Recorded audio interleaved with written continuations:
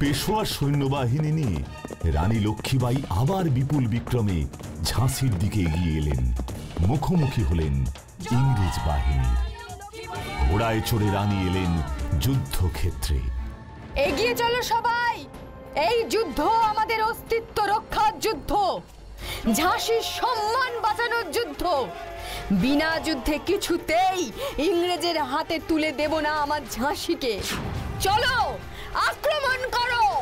জয় রানী লক্ষ্মীবাঈয়ের জয়। Har Har bomb Har Har bomb.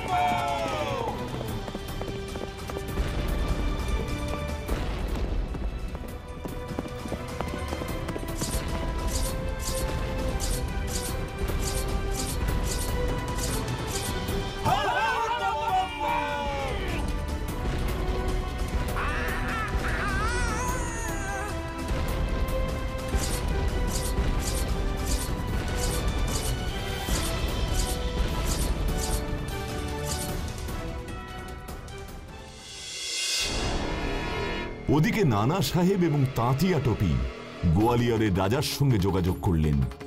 গোয়ালিয়রের রাজা রানী লক্ষ্মীবাঈকে সাহায্য করলে এই যুদ্ধে সহজেই জেতা যাবে এমন স্বপ্ন নিয়ে নানা সাহেব, তাঁতিয়া টপি এবং রাজার মধ্যে বসল গোপন বৈঠক।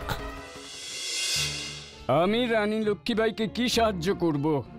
বরং আমারই তো রানীর সাহায্যের প্রয়োজন নানা সাহেব।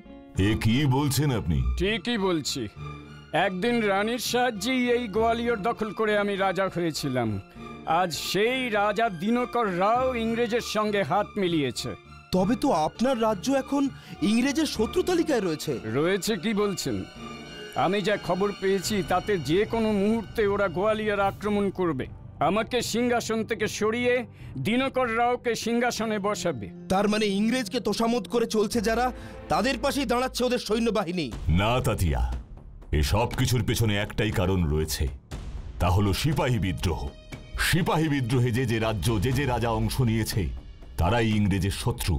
তুমি, আমি, গোয়ালিয়রের মহারাজা, ঝাঁসির রানী, আমরা সবাই এই একটা কারণেই ওদের শত্রু। শত্রু যখন হয়েইছি তখন ওদের আক্রমণের মোকাবিলা করতেই হবে। আপনারা তো বলছেন ঝাঁসির হয়ে আমাকে যুদ্ধ করতে, কিন্তু আমার সৈন্যবল আর কতটুকু? শুনুন রাজা, বিন্দু বিন্দু দিয়েই সিন্ধু তৈরি হয়, অর্থাৎ সবার শক্তি মিলিত হলে তার জোর প্রকাণ্ড হয়ে ওঠে। তাছাড়া আপনার তো হারাবার কিছু নেই। ইংরেজ এ রাজ্য এমনিতেও আক্রমণ করবে, অমনিতেও করবে। ঠিকই বলেছেন আপনারা, যুদ্ধ ছাড়া আর কোনো পথ খোলা নেই আমার কাছে। রানী লক্ষ্মীবাঈ আছেন আমাদের সঙ্গে, তার সঙ্গে কাঁধে কাঁধ মিলিয়ে লড়াই করা কতখানি গৌরবের বলুন তো। চলুন রাজা, বাঁচলে রানীর সঙ্গেই বাঁচবো, আর প্রাণ দিতে হলে তার সঙ্গেই প্রাণ বিসর্জন দেব। সবাই একজোট হলো ইংরেজের বিরুদ্ধে।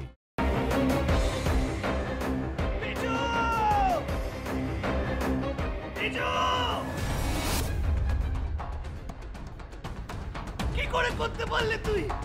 ও তোর বৌদি হয়, তুই আমার ভাই হোস।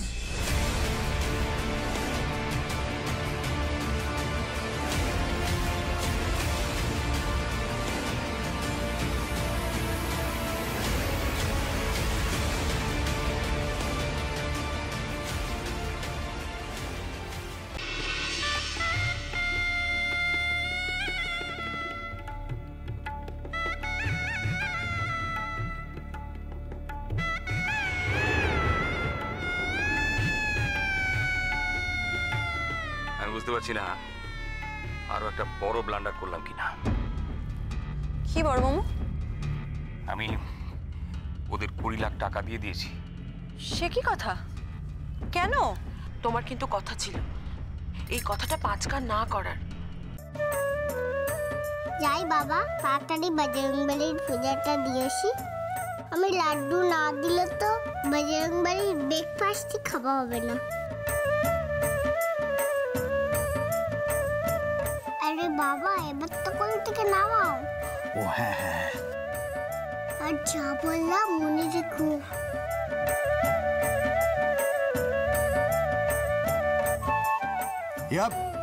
সাবধানে সাবধানে দেখে। বড়রা তো আমরা চেষ্টা করছি যাতে ওকে যত তাড়াতাড়ি সম্ভব। জোর দিয়ে বলতে পারেন কি ওকে জীবিত অবস্থায় পাওয়া যাবে?